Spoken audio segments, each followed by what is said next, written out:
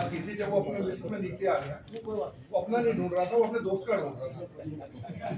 कहता एक खुशी होती है जब उसका दोस्त जो है ना वो उससे नीचे होता है या फेल हो जाता है, और दूसरी खुशी होती है कि भाई मैं अव्वल कर गया। तो क्या हुआ था जब कोविड हुआ तो पहली खबर चाइना की आई, पूरे वर्ल्ड में एक सन्नाटा छाने लगा। सबने कहा चाइना बंद हो जाएगा, चाइना बंद हो गया, चाइना से बाहर ने काम बंद कर दिया। हिंदुस्तान में बहुत से लोगों को खुशी की लहर होती, बड़ी क्रूर बात कह रहा हूँ और बात सच है और अभी हाल की है, हम सब लोग उसके खुद गवाह हैं।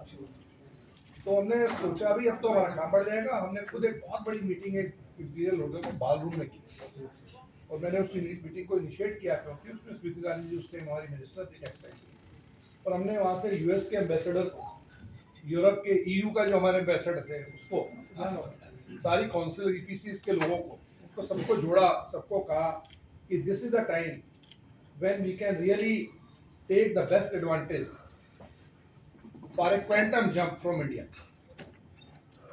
क्वांटम जंप तो इंडिया से ठीक है, बाहर की क्वेरी आने लगी, बाहर पूछने लगे, बिजनेस डाइवर्ट होने लगा, लेकिन वो ये कि कैपेसिटी बिल्डिंग तो हमारा नहीं था।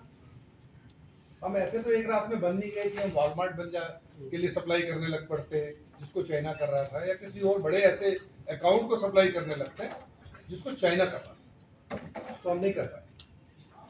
उसके बाद एक डेफिनेटली दुखद का दौर था कि वो पूरी कोविड सभी जगह फैल गया, वो मतलब पूरे वर्ल्ड में फैल गया, सभी के साथ हुआ जो भी हुआ। अभी एक उल्टा सफर शुरू हुआ, और वो एक सफर हुआ सकारात्मक समय का, जिसे कहते हैं प्रेगमेटिक सोच। और उसमें भारत सरकार ने कितना स्टैंड लिया, अगर ट्रम्प एडमिनिस्ट्रेशन ने अपना स्टैंड लिया तो सरकार ने स्टैंड लिया। हमारा नेतृत्व, पॉलिटिकल नेतृत्व में अगर विल हो तो काम करने में बड़ी आसानी होती है, और वो विल बड़ी स्ट्रॉन्ग थी हमारे प्रधानमंत्री की और हमारे नेतृत्व। तो इसके चलते हम लोग यूएस का भी बाधा पार कर दिए, ईयू में भी हमने हमारा फॉरेन ट्रेड का एक हफ्ता एफटी हो गया, 13 कंट्री में और हुआ है, यूके में भी हुआ है। अच्छा दौर आ गया, अच्छे दिन आ गए, लेकिन ये अच्छे दिन आ गए तो क्या वास्तव में हम कुछ अच्छे दिन को उसी तरह से भोगेंगे जिस तरह से सरकार ने ये एक आपके लिए इकोसिस्टम बिल्ड किया? उसके लिए हमें मेहनत करनी पड़ेगी, और ये मेहनत का समय अब हमारा है। सरकार ने अपनी पारी खेल ली, अब ट्रेड इन इंडस्ट्री को उसकी पारी खेल ली। इस सारे काम में अभी तक एक आप स्टोरी बना सकते हो कि आप सारी कौंसिल से बात करते हैं, आप तो केंद्र के पत्रकार हैं, बहुत बड़े पत्रकार हैं।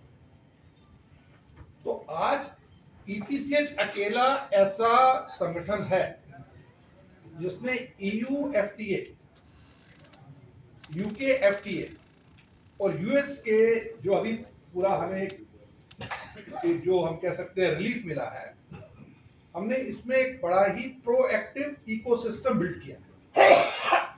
मैं आपसे थोड़ा सा समय लूंगा, और इकोसिस्टम जो हमने बिल्ड किया है अभी, और उसके फ्रूट आने वाले 20 साल तक लोगों को मिलेंगे। हमने जैसे अभी चेयरमैन साहब ने 2 बातें बताई, उन्होंने कहा कि ईपीसीएच बनी, लोग जुड़े, उनको फल मिला। 1994 में आईएसडीएफ फेयर बना, वो एक वर्टनिट बना, उससे फल मिला।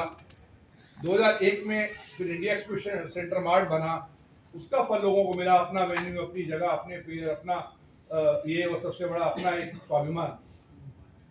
उससे अगला पड़ाव अब चालू हुआ है, और वो पड़ाव है आज हमारा जो हम इको का सिस्टम अपने ईपीसीएच का बिल्ड कर रहे हैं। उसके लिए हमारे डायनेमिक चेयरमैन रजत खन्ना जी को मैं उसके लिए बधाई देता हूँ।